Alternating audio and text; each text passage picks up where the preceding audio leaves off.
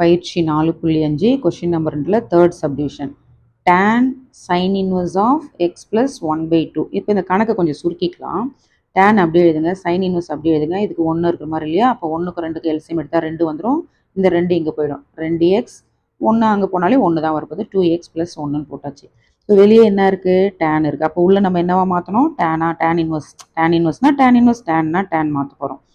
சைன்ன்றது என்னது, எதிர்பக்கம் பை கர்ணம். இப்போ நிறைய சம் வருது, நல்லா நீங்கள் கிளியராக இருக்கணும். இப்போ எதிர்பக்கம் பை கர்ணம், எதிர்பக்கம் எழுதியாச்சு, கர்ணம் எழுதியாச்சு. என்ன கண்டுபிடிக்கணும், அடுத்துள்ள பக்கம் கண்டுபிடிக்கணும். அடுத்துள்ள பக்கம் கண்டுபிடிக்கிறது ஃபார்முலா என்ன, ரூட் ஆஃப் கர்ணம் ஸ்கொயர் மைனஸ் எதிர்பக்கம் ஸ்கொயர்.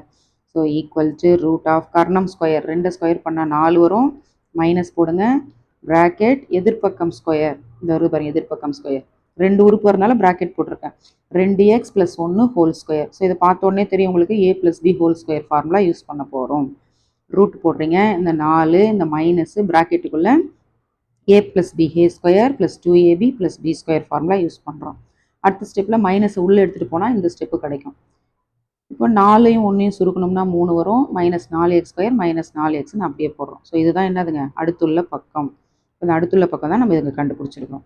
இப்போது இங்கே tan இருக்கிறதுனால இந்த சைன் என்னவா மாற்றுறோம், டேனாக மாற்றுறோம். டேன்ன்றது என்னது, எதிர்பக்கம் பை அடுத்துள்ள பக்கம். பாருங்கள் எதிர்பக்கம் 2x + 1 எழுதியாச்சு, அடுத்துள்ள பக்கம் தான் இங்கே கண்டுபிடிச்சிருக்கிறோம், அதை எடுத்து நீங்கள் எழுதியாச்சு.